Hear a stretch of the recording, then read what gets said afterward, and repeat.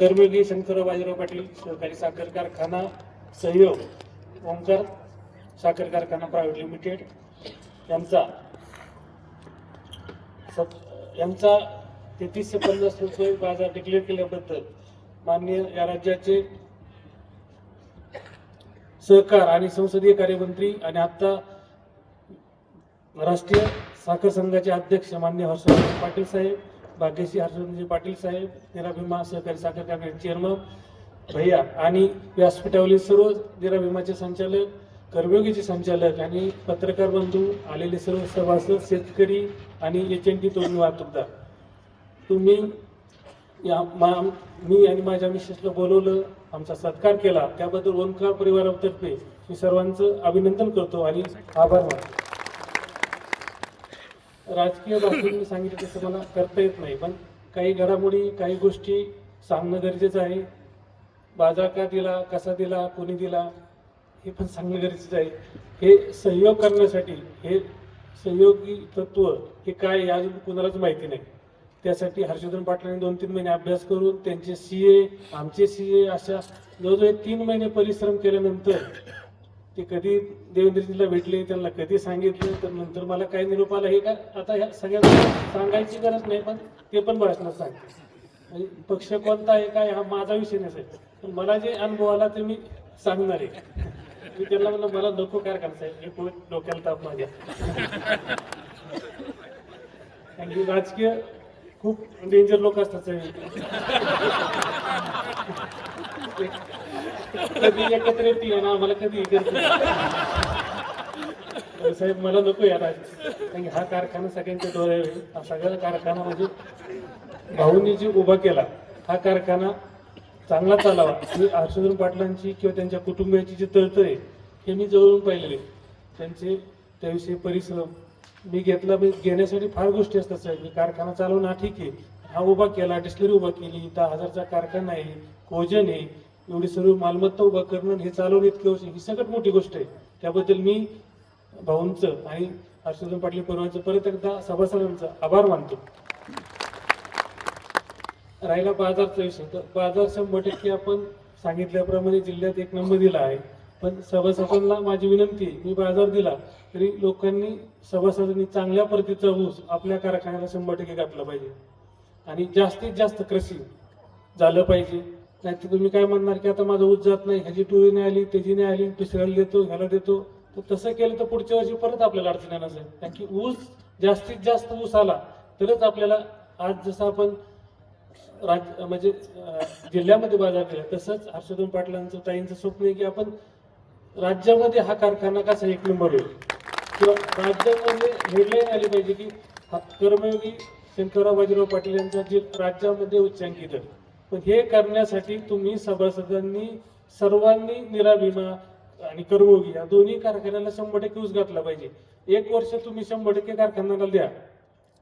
कुणाचा बाजारभाव किती पण डिक्लेअर करून मी आज पण तुम्हाला सांगतो की कुणी आपल्या इतका बाजारभाव देऊ शकत नाही. आमचं मॅनेजमेंट कॉस्ट सगळ्यात कमी आहे. आमची टेक्निकल आता हे सर्वांनी पाहिलं असेल, इथले कर्मचाऱ्यांनी वगैरे आमचं थोडंसं कारखानदारी वेगळी आहे. कुणी काय म्हणलं तरी आमची कारखानदारी वेगळी आहे आणि फक्त शेतकऱ्यांसाठी.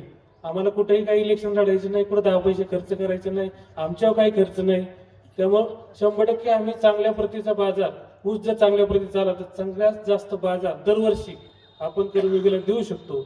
आणि तुम्ही सभासदांनी ज्या पद्धतीने हर्षवर्धन पाटील आणि आपल्या परिवारावर प्रेम केले किंवा भाऊंवर प्रेम केले, तसंच ह्या कारखान्यावर आमच्या जरी प्रेम केलं तरी चालतंय, पण 100% ह्या कारखान्यावरती प्रेम करावं आणि जास्तीत जास्त ऊस तुमच्यासाठी. म्हणजे हा कारखाना जिवंत राहिला तुम्हाला आजूबाजूला लक्षात आलं असेल की काय फरक पडतो.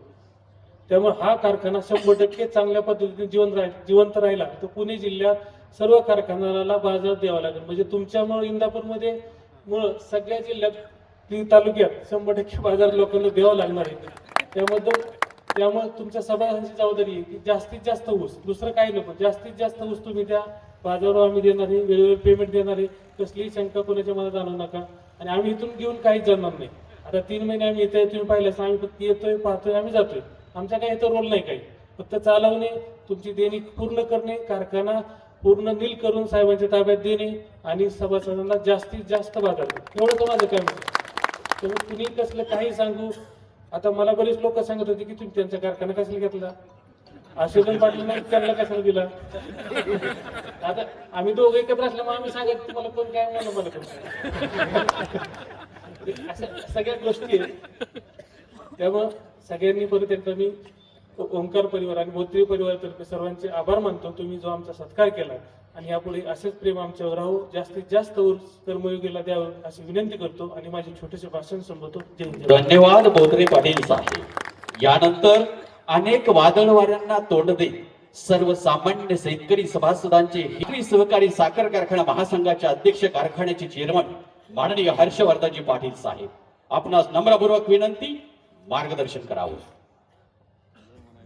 कर्मयोगी शंकररावजी पाटील सहकारी साखर कारखाना, सहयोगी Omkar sugar and distillery private limited, Mahatma Phule Nagar, Bijwadi या संयुक्तपणानं जो आपण 25-26चा जो गळीत हंगाम आपण आज या ठिकाणी सुरू केलेला आहे आणि या गळीत हंगामाच्या निमित्तानं जो दर जाहीर झाला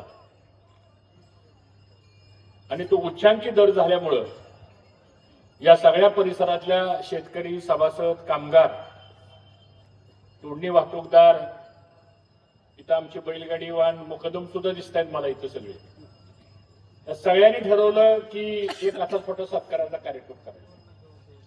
आणि म्हणून ह्या कार्यक्रमासाठी उपस्थित असलेले ज्यांनी आताच आपल्या समोर मार्गदर्शन केलं आणि मला आज कळलं की त्यांना भाषण करता येतं पण ते सांगतात मला भाषण येत नाही.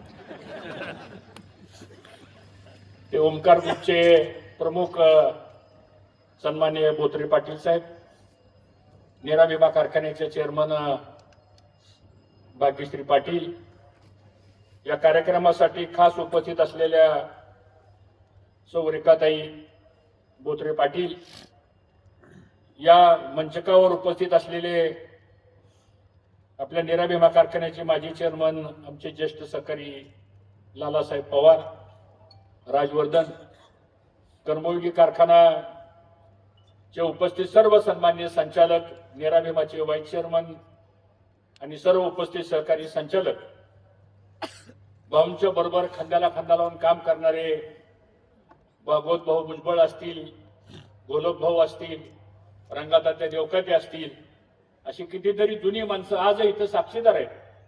ते सर्व आमचे ज्येष्ठ श्रेष्ठ सर्व सभासद, इंदापूर अर्बन बँकेचे चेअरमन, व्हाईस चेअरमन, इंदापूर तालुका शिक्षण प्रसारक मंडळाचे आमचे सर्व सचिव वकील साहेब असतील, कोठारी वकील साहेब असतील, त्याचबरोबर दूध संघाचे आमचे चेअरमन उत्तमरावजी जाधव, व्हाईस चेअरमन विक्रम आणि सर्व त्यांचे संचालक, त्याचबरोबर वाहतूक संस्थेचे चेअरमन सुरेश मेहर, तानाजीराव नाईक, सगळे उपस्थित, आणि आपल्या कारखान्याचे कार्यकारी संचालक श्री शिर्के, त्याचप्रमाणे जनरल मॅनेजर तावरे साहेब आणि उपस्थित सगळे बरेच मोठ्या संख्येने पत्रकार दिसत आहेत मला इथं. सगळे काय ठरवलंय का पत्रकार?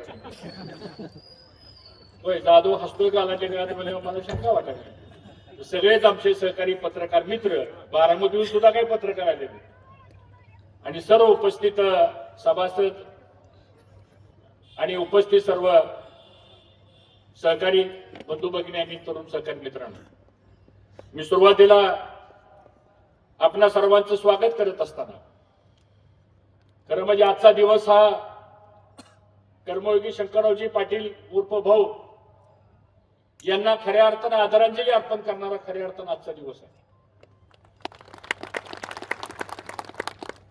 कारण भाऊंनी गेले 35 वर्ष या कारखान्याच्या उभारणीच्या काळामध्ये जे कष्ट घेतलं,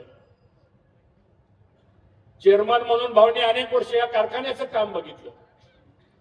नंतरच्या काळामध्ये 2-4 वर्ष वहिनींनी चेअरमन म्हणून काम केलं आणि 2012 नंतर ही जबाबदारी चेअरमन म्हणून माझ्या खांद्यावर आपण सर्वांनी टाकली.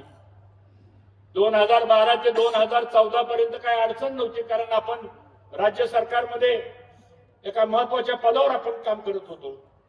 त्यावेळेस खूप संघर्ष झाला. त्यावेळेस हे खूप अडचणी निर्माण झाल्या. मोठे भाऊ असताना डिस्टलरी उभा करताना अडचण झाली. मोठे भाऊ असताना खासगी कारखाना सहकारामध्ये करताना सुद्धा भाग भांडवल देण्यामध्ये सुद्धा अडचण निर्माण झाली. गव्हर्नमेंट गॅरंटी देण्यामध्ये सुद्धा अडचण निर्माण झाली. पण त्यावेळेस शंकरराव चव्हाण राज्याचे मुख्यमंत्री झाले आणि मग तो प्रस्ताव आला. तो पण झाला नाही आणि 95 साली तुम्ही मला आमदार म्हणून निवडून दिलं. आणि मला आठवत आहे की दुसऱ्या का तिसऱ्या कॅबिनेट मीटिंग मध्ये हसू अडवाणी हे राज्याचे त्या काळामध्ये अर्थमंत्री होते.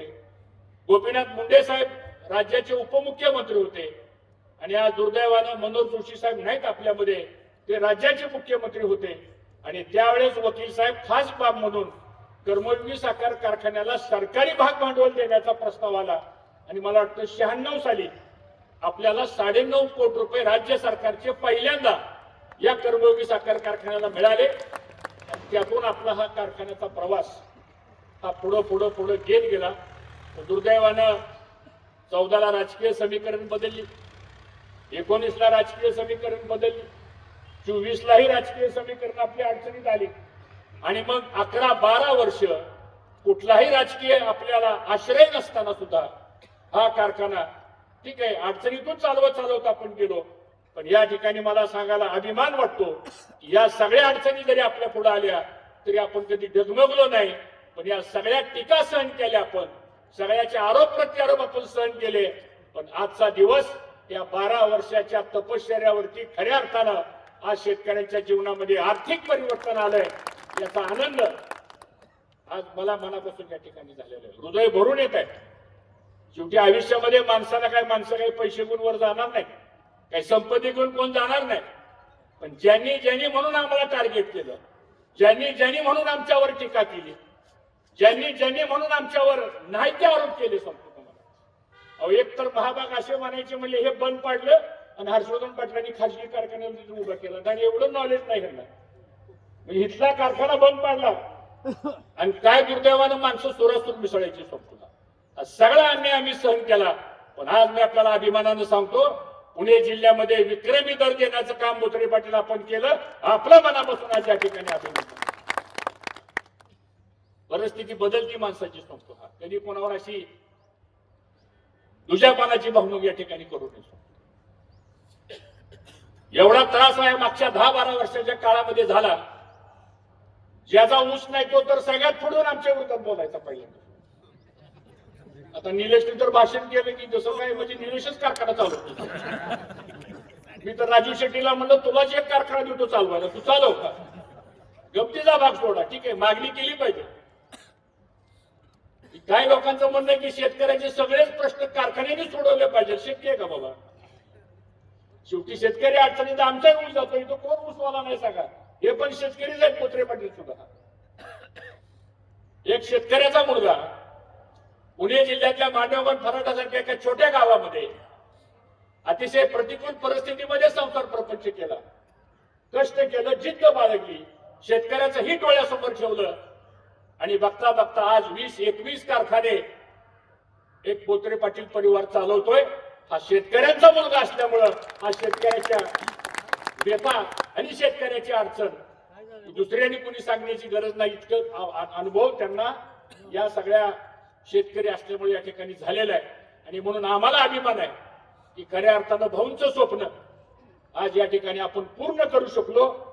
आणि आता तर आपला बऱ्याच वर्षाचा तुमचा नामचा ऋणानुबंध राहणार आहे. त्यामुळे तुम्ही सुरुवातच अशी केलेली आहे की ती सुरुवात म्हणजे 3350. आता 3350 वरनं आपल्याला पुढे जायचं. आता इथनं पुढे लक्षात ठेवा. त्यामुळं आपल्या सगळ्यांच्या चेहऱ्यावरचा आनंद बघितल्यानंतर मी गेले 2 दिवस झाले या भागामध्ये फिरतो, एवढा लोकांना आनंद झालाय. काल तर मला परवा एका माजी आमदारांचा मुलगाच मला भेटला होता आपल्या तालुक्यातला. आता कोण आहे तुम्ही समजून घेऊ शकता. माझी गाडी अडवली, मला उभा केलं. म्हणजे काय हो नाही म्हणले भाऊ चांगला निर्णय झाला बरं का. म्हणजे बरं झालं. आमचा सगळा ऊस पडले आम्ही आता कर्तुकीला घालतोय बरं का. म्हणलं 12 वर्ष काय नाही म्हणले 12 वर्ष टिपरू दिलं नाही म्हणले तुम्हाला.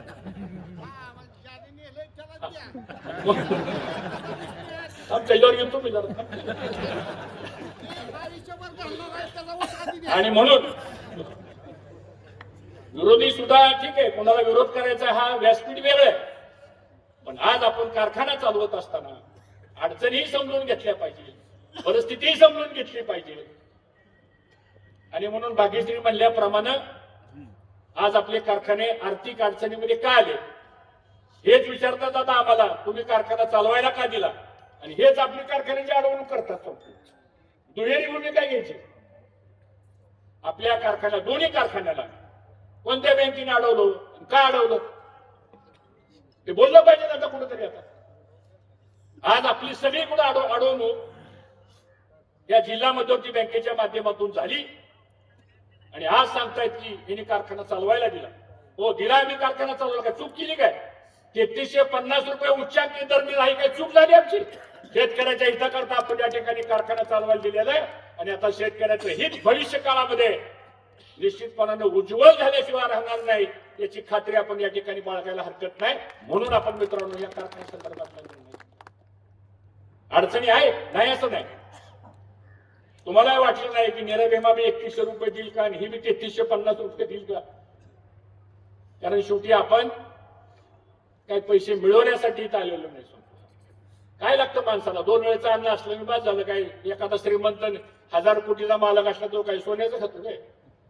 तुम्ही आम्ही जे खातो तोच माणूस खातो, वेगळं काय? शेवटी अन्न हे सगळ्याच सारखं अन्न आहे शकतो, पण एक दानच लागते. आणि मला असं वाटतं ओमकार ग्रुपमध्ये ती दानत आहे, म्हणून 3350 दिला. सगळ्या सभासदांच्या वतीनं एकदा जोरात टाळ्या वाजून त्यांच्या या ठिकाणी आपली संस्कृती आहे, जो आपल्याकरता करतो त्याची जाण ठेवणं आणि त्याची आठवण ठेवून पुढे जाण्याची या ठिकाणी आवश्यकता. आता त्यांची आमची काय काय चर्चा झाली, पुन्हा कोणाला भेटलो, हळूहळू वेळोवेळी आम्ही सांगू ते. पण काही लोकांनी असा एक प्रयोग केला की म्हणजे आम्ही कारखाना चालवतो, आम्हाला चालवायला द्या. आता आम्हाला माहित होतं त्याच्या मागे राजकारण सुद्धा काय आहे ते. आज आम्ही सुद्धा 40 वर्ष सार्व जीवनामध्ये काम करतोय, रक्ताचं पाणी करून आयुष्य घालवलं. आम्ही दुसरं काय बघितलं ना आयुष्यामध्ये सांगा म्हणून. भाग्यश्री म्हणाली ती गोष्ट खरी, एक दिवस असा नाही, मुलांना विचार आमच्या सांगतो. फक्त आम्ही कधी या गोष्टी बोललो नाही, कारण तुम्हाला सांगून परत तुम्ही भयभीत झाला असता. तुम्हाला जर आम्ही आमच्या अडचणी सांगितल्या असत्या तर तुम्ही म्हणला असता नेतृत्व करणारा माणूस एवढ्या अडचणीत आलाय म्हणल्यानंतर आपलं काय व्हायचं. आम्ही ते गप सहन करत करत या सगळ्या गोष्टी आम्ही सहन केल्या. आता सहन करण्याचा काळ संपलेला आहे, दुसऱ्याला आता आपलं सहन करावं लागेल ही अवस्था आता मित्रांनो. आम्हाला काय कोणाला विरोध करायचा नाही. परवा इथं काय काय लोक आली इथं आमच्यावर नाही ती भाषणं करून गेली. ठीक आहे, हे व्यासपीठ नाही बोलायचं, पण काय गोष्टीचा खुलासा सुद्धा करणं आज या ठिकाणी आवश्यक आहे. यांचा आणि आमचा अग्रीमेंट होताना 2800 रुपयाचा विषय ठरला होता आपला, बरोबर आहे का नाही? मी त्यांना फोन केला, पुण्यामध्ये भेटलो. मी म्हणलं बोत्रे पाटील एक अडचण आहे. ते म्हणले काय भाऊ? म्हणलं दिवाळीला 100 रुपये द्यावे लागतील. ते म्हणले होते आपल्याला बसणार नाही कधी. आणि म्हणलं साखर पण द्यावी लागेल. नाही म्हणले आता ते ह्याच्यात माझ्या ह्याच्यात काय बसत नाही म्हणले, बरोबर आहे का? मी म्हणलं नाही, काय जरी असलं तरी माझ्या शेतकऱ्याची दिवाळी जर गोड करायची असेल तर 100 रुपये द्यावंच लागेल, तोटा झाला तरी हरकत नाही. त्यांनी एका मिनिटामध्ये होकार दिला आणि दुसऱ्या कारखान्याची टेंडर मधनं साखर घेऊन आणून आपल्याला साखर वाटप 3 दिवसात केलं का नाही? साखर वाटप साखर नाही केलं. 100 रुपये मिळाले का नाही? निराभिमानी 100 रुपये दिले, साखर वाटप केली. मग माझा प्रश्न असा आहे की आपले लोकप्रतिनिधी कृषी मंत्री आहेत, खूप अभ्यासू आहेत, खूप चांगलं काम करतात, त्यांच्यावर अख्ख्या राज्यातल्या 2 कोटी शेतकऱ्याचं भवितव्य अवलंबून आहे. का हो तुम्ही भावनगरला 100 रुपये दिवाळी दिलं? का दिलं नाही 100 रुपये दिवाळीला? छत्रपती कारखाना तर या महाराष्ट्रातला पॉइंटर कारखाना आहे. त्या कारखान्याकडे बघून या महाराष्ट्राची कारखानदारी उभा राहिली. विखे पाटलांच्या कारखान्यावर महाराष्ट्राची कारखानदारी उभा राहिली. आणि तुमच्या कारखान्याला 60 वर्ष झाले, म्हणजे आमचं वय तेवढं त्या कारखान्याचं वय. का 100 रुपये तुम्ही दिले नाही? तुम्ही आमच्या कारखान्याचं कर्ज काढता. तुमच्या कारखान्यावर गेल्या 12 वर्षामध्ये 650 कोटी रुपयाचं कर्ज काय केलं? विचारायचं नाही आम्ही तुम्हाला. मी स्वतःच ठेवायचं झाकून आणि म्हणले निरा विमा कारखाना म्हणजे कर्जात बुडलेला आहे, कर्मयोगी कारखाना कर्जात बुडलेला आहे. आता कोण कुठं बुडलेला आहे येणारा काळ ठरवणार आहे. आता अडचणी संपलेल्या आहेत मित्रांनो आपल्या. कारण तुमची जबाबदारी होती. या 2 कारखान्यामध्ये 40,000 शेतकरी ऊस घालतात. 40,000. काय सगळे मला मत देतात का? नाही, लोकशाही आहे, त्याच्या मनाप्रमाणे देतात ते. मग तुमची जबाबदारी नव्हती का? आज इथं आमचं ड्रॉवल बंद करायचं, प्लेटचं कर्ज बंद करायचं, नेरा भीमाच्या इथेनॉलचे म्हणजे पैसे भरा, 20 कोटी रुपये भरले, 50 कोटीची शिफारस झाली, नाही दिलं कर्ज, अजून दिलं नाही कर्ज. आणि पत्र पाठवलं आम्हाला बँकेने. त्या पत्रात काय लिहिलं माहिती का बँकेने? भविष्य काळात नेरा भीमा साखर कारखाना तोट्यात जाऊ शकतो म्हणून तुमचं कर्ज नामंजूर. भविष्य काळात माझं त्या बीडीसी बँकेच्या चेअरमनला आव्हान आहे, नेरा भीमाचा भविष्य काळ बघ. 6,200 टन प्रतिदिन कारखाना चाललाय, 11.25% रिकव्हरी आहे. हे भविष्य काळ आहे. हा भविष्य काळ आहे. तुमच्या सगळ्या बँका आम्ही चालवल्या, आम्ही उभा केल्या त्या बँका. तुम्ही नंतर त्या बँकेचे मालक झालाय. कोणती मदत केली बँकेने सांगा मला तुम्ही? तुमचं 11% आणि 12% व्याज आहे. कधी वाटलं नाही तुम्हाला? अरे शेतकऱ्याची बँक आहे. 2-2 संचालक आहेत आपले भाऊ या भागातले. 2-2 संचालक बिनविरोध जातात. आम्ही बिनविरोध केलं त्याला 3 वेळा. तुमची जबाबदारी नाही का? का असा ठराव झाला नाही जिल्हा बँकेमध्ये? जर एनसीडीसी जर 8% प्लेजला कर्ज देत असेल, स्टेट बँक ऑफ इंडिया जर 8% कर्ज देत असेल पीक कर्जाला, तर का जिल्हा मध्यवर्ती बँक 11%, 11.5% या ठिकाणी व्याज लावती? काय तुम्हाला विचारणार नाही कुणी? हो, आता आम्ही जा विचारू तुम्हाला. बँक आमची आहे, तुमची बँक नाही. या शेतकऱ्यांनी कष्ट करून ती बँक उभा केलेली आहे. काय बँकेची मदत आहे आपल्याला सांगतो का? सगळं अडवायचं. आता मागं लागलेत प्रस्ताव जे आम्ही विचार करतो. निरुपे लागले संपतो. आता तुला आता राम राम म्हणलं, वेळ संपली आता म्हणलं. या तालुक्यामधल्या सहकारी उठलं की एक ठरलेलं भाषण संपतो. हा काय झालं? कर्मयोगी कारखाना बंद पडला, दूध संघ बंद पडला, अर्बन बँक बंद पडली, वाहतूक संस्था बंद पडली, नेरा विमा बंद पडला. आता माझा प्रतिप्रश्न असा आहे, 2017ला तुम्ही मतपत्रिका खाऊन निवडून आला. आपण आता राजीव गांधी म्हणतात मतचोरी. ही मतचोरी नाही, मतपत्रिकाच खात होती ही. खरं का नाही सांगा? ती मतपत्रिका खाऊन जिल्हा ती मार्केट कमिटी 2-3 मतावर आली. तर आपली निवडून आली ती मार्केट कमिटी समोर.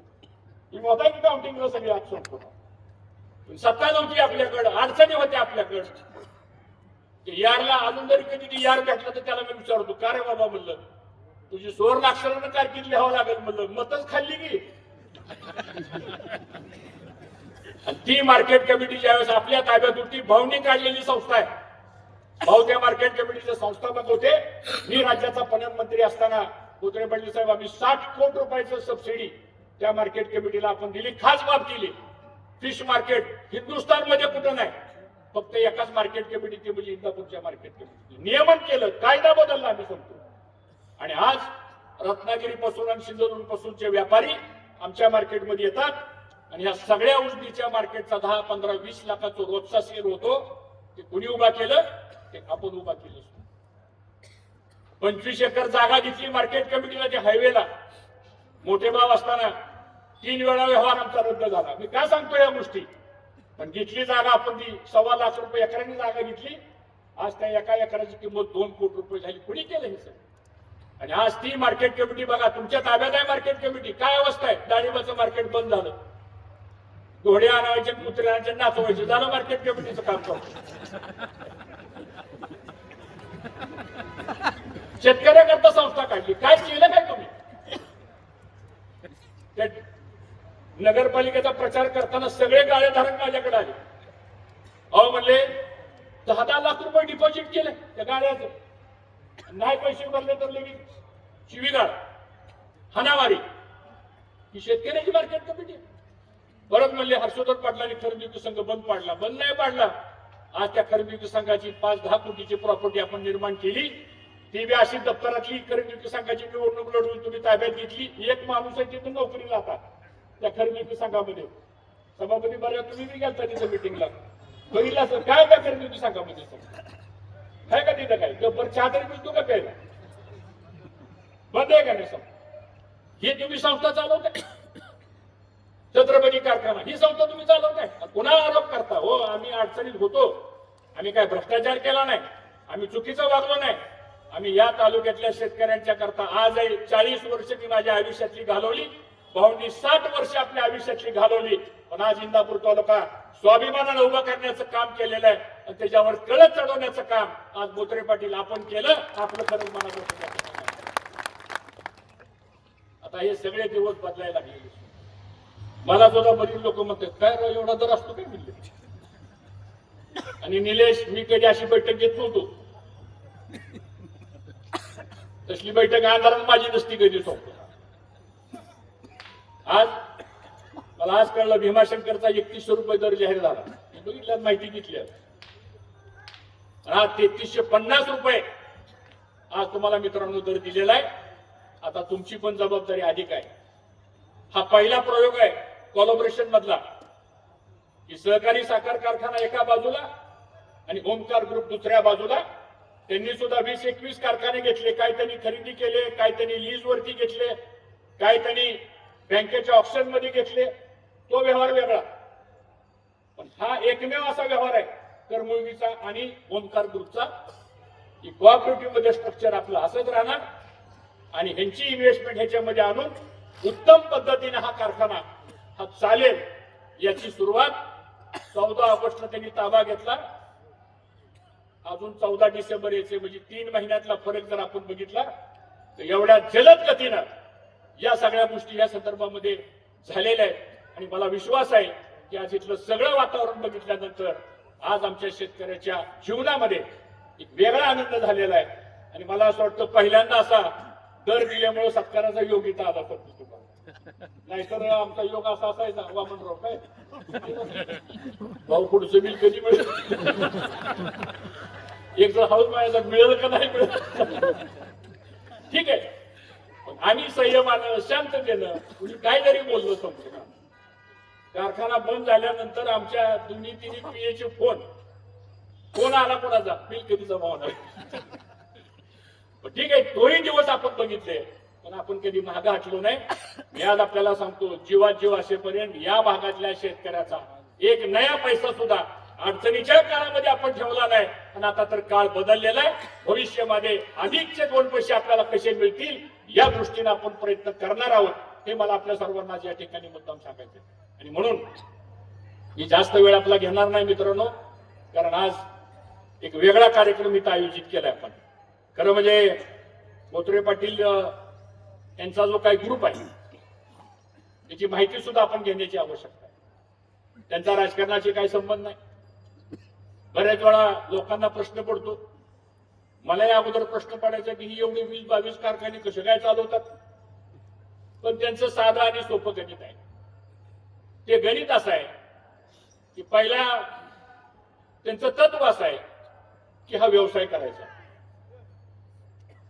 करायचा म्हणल्यानंतर काही भूमिका मांडावं लागतात समजून दुसरी भूमिका त्यांची अशी आहे की काटकसरीनं हा व्यवसाय चालला पाहिजे तिसरी भूमिका अशी आहे की आपली नाळ शेतकऱ्याशी जोडल्या गेलेली आहे त्यामुळे शेतकऱ्याचा विश्वास या उद्योगामध्ये आपल्यापासून हटता कामा नाही तो विश्वास कायम दृढ झाला पाहिजे ही त्यांची तिसरी भूमिका आहे आणि चौथी भूमिका अशी आहे की ज्या कारखान्यामधून जे काही उत्पन्न तयार होईल माझं व्याज आणि ते जरी बाजूला गेलं तेवढं जरी गेलं तर शिल्लक राहिलेलं माझी अपेक्षा काय नाही ते शिल्लक राहिलेलं अधिकचं 2 पैशाचं माप ते तुमच्या पदरात कसं टाकता येईल आपल्याला ही त्यांची या संदर्भातली भूमिका आहे अशा साध्या सोप्या लॉजिकवर ते मला म्हणले मी हा सगळा उद्योग चालवतो म्हणून म्हणजे तुम्हाला मानावं लागेल शकतो हा माणूस कधी जास्त काय बोलत नाही पण एवढ्या सगळ्या कारखान्यामध्ये लक्ष ठेवणं म्हणजे त्यांनी जर ठरवलं 21 कारखान्यावर जाऊन यायचं मला तर सीझन बंद झाला तरी त्यांचा राऊंड पुरा व्हायचा नाही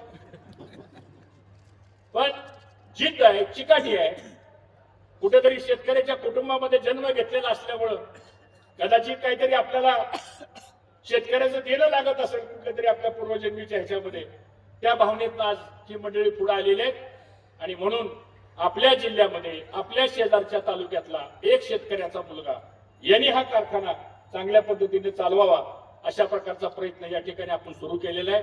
आज आपल्या कारखान्यामध्ये 2-3 गोष्टी अडचणीच्या झाल्या। एक, वेळ कमी मिळाल्यामुळं 10-15 दिवस आपले कारखाना सुरू करायला लागले। त्यामुळं आपल्याकडचे 5 बॉयलर आहेत, त्यातला एक बॉयलर तर आपण कधी 10-12 वर्षात लाईनवर घेतला नव्हता, तो त्यांना दुरुस्त करावा लागला। तो दुरुस्त करण्याकरता म्हणून लागणारं मटेरियल मिळत नव्हतं, कारण त्या जुन्या साईज होत्या सगळ्या। कधीतरी 1932 आणि 1942चा फ्रॉस्टरचा बॉयलर, त्याचे पार्ट्स मिळत नव्हते। तर तेही त्यांनी जॉब वर्क करून मेहनत करून मागच्या 2 दिवसापूर्वी तो बॉयलर सुद्धा लाईनवर आला। अजून इन हाऊससाठी एक 3 मेगावॉटचं टर्बाईनचं काम राहिले, ते आज उद्या मला वाटतं पूर्ण होईल। आणि ते झाल्यानंतर काल आजपासून आजच 8300 टन क्रशिंग झालं। त्यामुळे आता उद्यापासून आपला कारखाना 9000 प्लस नी चालायला कुठलीही अडचण राहिली नाही, हे मला या ठिकाणी सांगायचं। त्यामुळे आता प्लॅन्ट सुसूती झाला। तुम्ही आता हे झालं नुसतं एक बघून या, आपलं बगॅस सेव्हिंग किती आहे माहिती आहे का? माहिती घेतली का आपण? काय 12% बगॅस सेव्हिंग आहे। म्हणजे 2 लाख टन क्रशिंग आता होईल। आता यार्डामध्ये जवळजवळ 25 का 28 हजार टन बगॅस शिल्लक आहे। जर 12 लाख टन झालं तर 1.5 लाख मेट्रिक टन बगॅस आपल्याकडे शिल्लक राहील। म्हणजे बगॅस ठेवायचा कोणी सुभाषा प्रश्न आहे। आता सगळं तेच आहे, पण कुठल्या तरी गोष्टीला एक योग लागतो आणि मला असं वाटतं तो सुवर्ण योग आता आपल्याला आलेला आहे। त्यामुळे आता प्रत्येकाच्या कुटुंबामध्ये आनंदाचे दिवस आता आल्याशिवाय राहणार नाहीत, ही अवस्था आता या संदर्भातली मित्रांनो निर्माण झालेली आहे। आणि म्हणून आपली जबाबदारी काय आहे? मला सारखे शेतकऱ्यांचे फोन येतात, अहो भाऊ सांगा शेतकीला वाहनं टाका। इथं वाहनच 15,000 टनाची आवक येते। माझी सगळ्यांना हात जोडून विनंती, सगळ्याला पाणी आहे, आता ऊस कोणाचाही राहणार नाही, सगळ्याचा ऊस जाणार आहे, अजिबात चिंता करू नका। त्यामुळं आता बऱ्याच लोकांनी तुडी बंद केल्यात बाहेरच्या कारखान्याच्या, वाहनं इकडे डायव्हर्ट व्हायला लागलेली आहेत। कारखाना जर 9000 टनांनी चालला तर 6-6.5 टनाचा बॅलन्स राहील। एक शिफ्ट आपली 3000 नी चालेल, म्हणजे दुप्पट बॅलन्स राहील। जास्त बॅलन्स राहणं सुद्धा उशिरा राहिला तर रिकव्हरी परिणाम होईल। रिकव्हरी परिणाम झाला तर मग 3350चा आकडा कसा गाठायचा हाही प्रश्न परत आपल्या पुढे येईल। तर हे सगळं अर्थकारण जे आहे ते थोडं आपण समजून घेतलं पाहिजे। आणि मला असं वाटतं सगळ्यांनी एक खून काढवाला, आम्ही दोघंही तुम्हाला ग्वाही देतो, एकाचंही टिपरू शेतात राहणार नाही। सगळं गाळप झाल्याशिवाय कारखाना बंद होणार नाही, बरोबर आहे का? लक्षात आहे ना? आता उगाच बाकीच्या गोष्टीची अडचण करू नका। बाहेर ऊस घातल्यावर काय काय त्रास होतो मी सांगायची गरज नाही, 12 वर्षाचा अनुभव तुमच्या नजरेला आहे। त्यामुळे आता व्यवस्थित सगळं झालंय। थोडं हा सीझन जर आपण 12 लाखाचा केला विथ प्रॉपर रिझल्ट आपण केले तर पुढच्या वर्षी मात्र आपण 15 लाख टनापर्यंत सुद्धा गाळप केल्याशिवाय राहायचं नाही, हे उद्दिष्ट सुद्धा आपल्याला आता पाळावं लागणार। आणि त्याच पद्धतीनं निराभीमा कारखाना आणि करमुलगी कारखाना त्याचं कार्यक्षेत्र वेगळं आहे, पण दोन्ही कारखान्याचं नियोजन एक चांगल्या पद्धतीने आपण करतोय। अजून 1 वर्ष 2 वर्ष आपल्याला अजून अशीच मेहनत घ्यावी लागेल। एकदा का हे सगळं सेट व्यवस्थित झालं मग मात्र काही अडचण कुणाची येणार नाही। हळूहळू सगळं कॉम्प्युटरायझेशन होईल। सगळ्या तोडीचा प्रोग्राम, हार्वेस्टिंगचा प्रोग्राम, नोंदीचा प्रोग्राम, हे सगळं जे आहे हे आता नव्या पद्धतीने आपल्याला करावं लागेल। कामगारही सगळे आपले चांगलं काम करतायत, तर ह्या सगळ्या गोष्टी आपल्याला या पुढच्या काळामध्ये सुद्धा आपल्याला खूप चांगल्या पद्धतीनं पुढे जाण्याची आवश्यकता आहे, हे मला या निमित्तानं आपल्या सर्वांना सांगायचे। आता आपले पगार जर बघितले 2 कारखान्याचे, इथला पगार 1,70 लाख 1,50 लाख रुपये साधारणतः महिन्याला होतोय आणि निराभीमाचा पगार साधारणतः 1 कोटी रुपये होतोय। दोन्ही कारखान्याचे पगार 2.5-3 कोटीच्या दरात जातो दोन्ही कारखान्याचे। मला काल छत्रपती कारखान्याचे चेअरमन भेटले, कालच भेटले मला। माणूस खरंच चांगला आहे बापू बरं का, पण आता काय झालंय 22 वर्ष ज्याला बाजूला केलं ह्यांनी बाप धो धुतलं सगळं आणि आता बापूच्या गळ्यात घातलं। मला म्हणले बापू, मला म्हणले नामदार साहेब आमचा पगार 3.5 कोटी आहे म्हणले महिन्याला। दुसरे भेटेल 3.5 कोटी रुपये महिन्यात छत्रपतीचा पगार। मी म्हणले एवढा? अहो म्हणले 850 माणसं कामाला लावली म्हणले आमच्या महाभागाने, 850 माणसं। आता अशा जर तुम्ही राज्याचं नेतृत्व करणारी माणसं जर अशी वागायला लागली, संस्था, शेतकरी, त्याचं काय भवितव्य काय राहणार आहे याचं सांगा मला तुम्ही. आणि म्हणून आज आपण ह्या सगळ्या गोष्टी बारकाईनं, काटकसरीनं, शेवटी हे बघा, म्हणजे आमचं तर दोघाचं असं ठरलंय, काय जरी असलं तर दराच्या बाबतीत कॉम्प्रोमाइज करायचं नाही. बरोबर आहे का नाही? ऊसाचा दर हा कायमच आपल्या कारखान्याचा. आता या वहिनीचाही पायगुण चांगला दिसतो मला वाटतं, आणि तिकडे चेअरमन झालेला आमच्या मंडळी त्यांचाही पायगुण परत काय कळलं समजू तुम्ही आता काय केलं तुम्ही मला काय माहित नाही, पण चांगली गोष्ट आहे. त्यामुळे आता हळूच कुलबुज आहे. निरागमाचं काय होतं, तिकडे 3100, इकडे 3350 अशी हाच कुलबुज काहीतरी. बापू कुठे बापूचं कसं असतं पाहिजे का, स्वतःला बोलायचं असतं, दुसऱ्या असं असं म्हणलं असं बापू. ठीक आहे, करू तिथं मी मार्ग काढू आपण, काय काळजी करू नका. शेवटी ह्या सगळ्या संस्था शेतकऱ्यांच्या हिताच्या आहेत, चांगल्या चालल्या पाहिजे. कालच मी नागपूरला होतो, मग अशी आता राजू बोलला, मी नागपूरला गेलो. काय गेलो नागपूरला? कारण मला दिल्लीवरून निरोप आला की राज्य सरकारची शिफारस झाली पाहिजे. म्हणून काल देवेंद्र फडणवीस साहेबांना एक पत्र दिलं, एकनाथ शिंदेना एक पत्र दिलं, अजितदादालाही भेटायला गेलो, पण ती आधी इकडे निघून पुण्याला कुठेतरी, त्यामुळे त्यांची माझी भेटच झाली नाही. त्यांचं मी पत्र तयार केलं आणि पत्रामध्ये 3च गोष्टी लिहिल्या. राज्य सरकारने केंद्र सरकारला MSP 41 रुपयाची शिफारस राज्य सरकारने करावी, ती मुख्यमंत्र्यांनी मान्य केली. आता आपली शिफारस राज्याची, मी देवेंद्र फडणवीस साहेबांचं पण अभिनंदन करतो, त्यांनी या ठिकाणी सांगितलं की आम्ही शिफारस या ठिकाणी. आता मगाशी मला दिल्लीवरून MDचा फोन आला, एक पत्र मागितलंय प्राईम मिनिस्टरच्या ऑफिसने आता आणि केंद्रीय गृहमंत्र्यांच्या ऑफिसमधून. आताच मला इथं बसले बसले मेसेज आला, उद्या सकाळी त्यांना एक पत्राची कॉपी जाईल. आणि आम्ही अशी मागणी केली, दुसरी मागणी अशी केली की इथेनॉल जे आहे त्या इथेनॉलचे दर तुम्ही 2-3 वर्ष वाढवले नाही. तुम्ही फक्त सी मोलॅसिसचे दर वाढवले, तुम्ही बी हेवी मोलॅसिसचे दर वाढवले नाही, तुम्ही सिरप आणि ज्यूस इथेनॉलचे दर वाढवले नाही, ते दर वाढवा. कारण आमच्या डोक्यात आता ही 3350चा कसा हिशोब पुरा करायचा आहे ते डोक्यात आहे गणित आपल्याला. नाही तर उद्या 30 कोट्यात गेलं म्हणजे पुन्हा आपली पंचायत होईल. कसं तरी एवढा अब्दून कशी तरी आता थोडा हल्ली गाडी असते. त्यामुळं सगळी सोंग करता येतात, पण ते सोंग करता येत नाही आपल्याला. तो एक मार्ग आपण त्या ठिकाणी काढलाय. तिसरा मुद्दा, को जनरेशनला आपल्या कारखान्याला 6 रुपये 93 पैसे मिळणार आहेत त्या वर्षी युनिटला. नेरा भीमाला सुद्धा 6 रुपये 93 पैसे मिळणार आहेत. कारण अजून एक वर्ष आहे, मी सहकार मंत्री असताना जे करार केले होते 2012-14ला, त्याचा फायदा कसा होतो बघा. आज राज्य सरकारची पॉलिसी 4 रुपये 50 पैशाची आहे, आपल्याला 6 रुपये 93 पैसे रेट मिळणार आहे. आम्ही त्याच्यामध्ये अशी मागणी केली की 1.5 रुपया पर युनिट राज्य सरकारने आम्हाला अनुदान द्यावं त्या कोजन करता. त्याला देवेंद्र फडणवीस साहेब म्हणजे ठीक आहे, मी या अधिवेशन संपल्यानंतर कॅबिनेटमध्ये चर्चा करून मार्ग काढू. सांगण्याचा उद्देश असा आहे, आता दुसरं एक पत्र मागितलंय केंद्र सरकारने की इथेनॉलला अजून 50 कोटीला परवानगी वाढवून दे. ते पत्र आता इस्मा असेल, आयजॅक असेल, नॅशनल फेडरेशन असेल, हे का सांगतो मी, शेवटी ह्या पॉलिसी दिल्लीमध्ये ठरतात आणि तिथं जर आपण योग्य मागणी नाही केली तर मग उद्या आपला हा धंदा सुद्धा, उद्योग सुद्धा अडचणीमध्ये येऊ शकतो. आणि म्हणून 50 कोटी लिटर इथेनॉलला अधिकची मागणी आपण करतोय. आणि आता 15 लाखाचा जो कोटा दिला एक्सपोर्टला, तो अजून 10 लाखांनी वाढवावा. असे जे प्रॅक्टिकल मुद्दे, आणि त्याच्यामध्ये राज्य केंद्र सरकारला कुठलाही आर्थिक भार नाही ह्याच्यामध्ये, फक्त ऍडमिनिस्ट्रेटिव्ह निर्णय करायचा. उद्या जर 3100चा MSP 41 केले तर केंद्र सरकारला 1 रुपया द्यावा लागणार नाही. मार्केट आमचं आपोआप त्या ठिकाणी एस्टॅब्लिश होईल. किंबहुना हाय ते मार्केट 37 रुपयाची तरी आमचं स्टेबल राहायचं. हे का सांगतो मी, शेवटी हा उद्योग 99.9% हा केंद्र सरकारच्या नियंत्रणामधला हा उद्योग आहे. आणि म्हणून अशा पद्धतीने आपल्याला त्या सगळ्या गोष्टी मित्रांनो आपल्याला पुढे जायचंय. आणि हे सगळं करत असताना येणाऱ्या भविष्य काळामध्ये कुठेतरी आपल्याला या सगळ्या साखर उद्योगाला न्याय प्राप्त देऊन देण्याची भूमिका आपल्याला या ठिकाणी करावं लागेल. आता आपल्या भागामध्ये मध्ये केळीची लागवड फार वाढली, ड्रॅगन फ्रूटची लागवड वाढली, डाळिंबाची लागवड वाढली, द्राक्षाची लागवड वाढली. आता या वर्षी मला आपल्याला आव्हान करायचंय, ज्याला जे करायचे फळबागा ते करा, त्याबद्दल आमचं काही दुमत नाही. पण जेवढं क्षेत्र आपल्याकडे शिल्लक असेल ना, आता ऊस लागवडीच्या भागाला का सोडतो. जेवढं क्षेत्र मोकळं असेल तिथं ऊस लावा, फक्त वरचा भाग मोकळा सोडा आपला. बाकी जिथं असेल तिथं कांदा दाबा, काही हरकत नाही.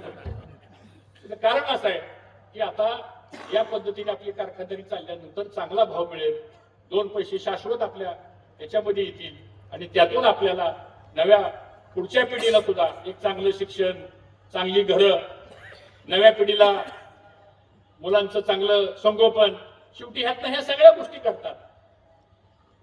अहो आता तुम्ही बोत्रे पाटील हा दर दिलाय ना, निराभिमानी दर दिलाय. इंदापूरची बाजारपेठ बघा कशी चालली आहे. बघा 1 वर्षानंतर इंदापूरची बाजारपेठ कोणत्या लेवलला जाते बघा तुम्हाला. त्याचं कारण असं आहे, शेवटी आर्थिक परिवर्तन या सगळ्या बाबतीमध्ये आपल्याला करावं लागेल आणि म्हणून ऊसाचं क्षेत्र वाढवा. ऊसतोडीचा प्रोग्राम जरी थोडा विलंब झाला तरी संयम बाळगा. कुणाचा ऊस राहणार नाही असं काय नाही की तुम्हाला 6 महिने थांबायचे, 8-15 दिवस मागे पुढे होईल, एवढंच होईल. याच्यापेक्षा जास्त काय होणार नाही. रोज जर 15,000 टन ऊस तुटत असेल तर किती एकर क्षेत्र रोज कमी होणार आहे ह्याचा हिशोब करा तुम्ही. त्यामुळे दुसऱ्या कुठल्या कारखान्याला ऊस जाऊन देऊ नका, नाहीतर मग आता ती लवकर नेते म्हणून मी तिकडे चाललो असं करू नका. थोडासा संयम बाळगा, नाही तर मग आपलं गाळं जर कमी झालं तर उत्पादन खर्च आपला वाढेल, बाकीचे खर्च आपले वाढतील आणि पुन्हा पुढच्या वर्षी कारखाने चालू करायला आर्थिक अडचणी येतील. हे एखादं चक्र असतं, हे थोडंसं बारकाईने आपण बघा. एआयचा वापर आपल्याला करावा लागेल मित्रांनो. अजून आपल्याला आर्टिफिशियल इंटेलिजन्सचं खरंच काय अजून तुम्हाला महत्व कळलं. माझं म्हणणं असं आहे, आपल्या कार्यक्षेत्रामध्ये 40,000 एकर क्षेत्र ऊसाखाली आमच्या ह्या कार्यक्षेत्रामध्ये 40,000. एक साल तर आपल्याकडे 44,000 एकराची नोंद होती कर्मयोगीची. पण ठीक आहे, आता आम्ही 40,000 एकरच म्हणतो. पण 40,000 एकरामध्ये जर 10 टन ऊस आपण जर वाढवला तर 4 लाख टन ऊस आपला वाढतो. हा या क्षेत्रामध्ये म्हणतो. आणि तुम्हाला पण 10 टनाचे पैसे जास्त मिळतील. आणि म्हणून कमीत कमी क्षेत्रामध्ये जास्तीत जास्त उत्पादन कसं घेता येईल आपल्याला, हा जर प्रयोग आपण केला, इकडे 40,000 आणि तिकडे 20,000, 60,000 एकर ऊस याचं आपण कॉम्प्रिहेन्सिव्ह प्लॅनिंग आपण करू. आणि येणाऱ्या पुढच्या काळामध्ये अजून ह्यापेक्षा आपल्याला जर महाराष्ट्रामध्ये नंबर 1चा दर द्यायचा असेल आपल्याला, तर आपली रिकव्हरी 12.5च्या पुढं ही न्यावीच लागणार आहे आपल्याला. आणि मला विश्वास आहे की तशा पद्धतीचा प्रयत्न आपला ह्या माध्यमातून होईल, अशा प्रकारची खात्री बाळगतो. आज पुन्हा एकदा इथं आपण सर्वजण आलात, बोत्रे पाटील आपण, आपल्या सुविध पत्नी इथं आला, तर म्हणजे आमचा हा सगळा कर्मयोगी परिवार हा गरीब माणसं आहेत, आमची प्रामाणिक माणसं आहेत, निष्ठेची माणसं आहेत. कधी आमच्याकडे सत्ता असो नसो, सत्ता आली म्हणून कधी ह्यांनी उत्मात केला नाही, सत्ता नाही म्हणून कधी कुणी हार मानून घरात बसलं नाही. पण काय माणसं आमच्या खांद्याला खांदा लावून आमच्यावर प्रेम करत करत आज माझ्यासारख्या कार्यकर्त्याला एवढं भरभरून प्रेम ह्या लोकांनी दिलेलं आहे. आणि म्हणून आमची एकच अपेक्षा अशी आहे की कदाचित आमची राजकीय पिछाड जरी काय प्रमाणात झाली असली, आम्हाला राजकीय जरी काही अडचणी निर्माण झाल्या असल्या, तरी सुद्धा आम्ही कष्ट सोडले नाही, आम्ही जिद्द सोडली नाही, आम्ही प्रामाणिकपणा सोडला नाही. आणि आज आम्ही आमच्या आयुष्यामध्ये जर काय मिळवलं असेल तर आम्ही लोकांचा विश्वास मिळवलेला आहे. आणि मला असं वाटतं याच विश्वासावर येणाऱ्या भविष्य काळामध्ये परिवर्तन झाल्याशिवाय राहणार नाही, याची खात्री आपण सर्वांनी आज या ठिकाणी बाळगावी, एवढंच आव्हान या ठिकाणी करतो. पुन्हा एकदा सगळ्या माझ्या कार्यकर्त्यांना शेतकऱ्याला माझं आव्हान आहे, सगळा ऊस आपण या 2 कारखान्याला द्या. खरं सांगतो, एवढा तरी प्रयोग करायचा आता सांगतो. नाहीतर मग मी माझा आता फोडवा तिकडे घातला, आडसाले इकडे घालतो. बघा, दर देताना आम्ही दुहेरी निष्ठा नाही ठेवली, त्यांनी पण दुहेरी निष्ठा खरंच नाही ठेवली. दर देताना मोकळेपणानं दर दिला, तसं आपण सुद्धा दुहेरी निष्ठा ठेवू नका.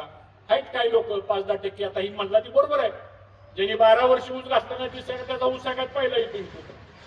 गावात माणसं म्हणतात ना का बघा की आतापर्यंत त्या कारखान्याचा एजंट होता ती, आणि आता इकडे ऊस घालतोय. ठीक आहे, झालंही झालं आता, पण आपण सुद्धा या सगळ्या गोष्टी नीटपणानं बघून आपण करा.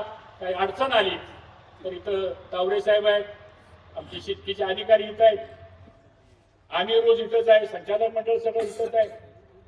आपली रोजची 1000-500 लोकांचा रोज आपला संपर्क असतो सगळा. त्यामुळं एकामेकाशी कम्युनिकेशन ठेवा, संवाद ठेवा. आणि आज आपण ही जी काही संवाद बैठक घेतली, केवळ आणि केवळ आपल्या कारखान्याचं पुढची दिशा, शेतकऱ्यांची दिशा कशी असेल या पद्धतीचा प्रयत्न आपण या ठिकाणी करू. कामगारांनाही मला या ठिकाणी सांगायचंय, आपण हे खूप चांगलं काम करताय, मेहनत करताय. अजून येणाऱ्या पुढच्या काळामध्ये सुद्धा तुम्हालाही कसल्या प्रकारची अडचण येणार नाही. कुणीतरी येऊन काहीतरी सांगेल, कुणीतरी काहीतरी कान भरवण्याचा प्रयत्न करतील. आता एक पत्र आहे बघा, आबा आता काय झालंय, माणसं हुडकतात आता हर्षवर्धन पाटलाला अडवायचं कुठं आता. हे एक आता नवीन तंत्र सुरू झाले. आता मी काय आयुष्यात कधी कुस्त्या केल्या नाही, पण मी पण 10 वर्ष कोल्हापूरचा पालकमंत्री होतो. त्यामुळं सगळ्या गोष्टी आमच्यावरच कानावर येतात. पण आता मात्र काय मागे हटायचे काही कारण नाही. आता पुढचं परिवर्तन घडवायचंय आपल्याला, आणि ते जर घडवायचं असेल आपल्याला तर तुम्ही अडचणीच्या काळात आमच्या मागे उभा राहिला, याही पुढच्या काळामध्ये अधिक ताकदीने आपण उभा राहाल असा विश्वास व्यक्त करतो. आणि आपल्या सगळ्यांचं पुन्हा एकदा अंतकरणापासून आभार मानतो. कोथरे पाटील आणि त्यांच्या सर्व ग्रुपचं मनापासून अभिनंदन करतो आणि माझं लांबलेलं भाषण संपवतो. जय हिंद, जय महाराष्ट्र. धन्यवाद साहेब. आपल्या